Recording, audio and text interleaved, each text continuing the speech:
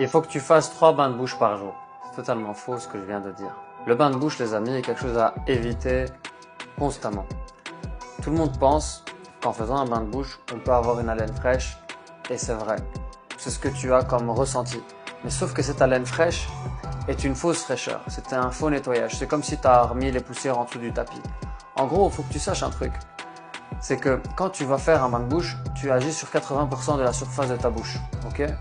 Donc tu as déréglé complètement la flore de 80% de la surface de ta bouche. C'est quoi la flore? C'est les bonnes et mauvaises bactéries. Nous, notre but, c'est pas d'éliminer 100% de ces 80%. Mais nous, notre but, c'est d'aller dans les nids de bactéries où se logent les mauvaises bactéries. Généralement, les mauvaises se logent entre les dents, celles qui font la carie et celles qui font les problèmes parodontaux, celles qui causent le déchaussement. Donc, il faut qu'on agisse sur les nids de manière précise. Tu peux faire la comparaison toi-même.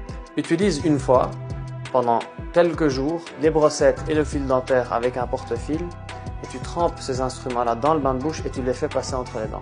Et puis, tu fais une autre fois une série de 3 jours où tu fais des bains de bouche simples. Tu vas voir que l'odeur, la mauvaise haleine revient rapidement, après 1 heure de temps ou 2 heures de temps lorsque tu as fait un bain de bouche. Donc évite le bain de bouche, évite-le en bain de bouche, mais utilise-le pour tremper tes instruments et les passer entre tes dents.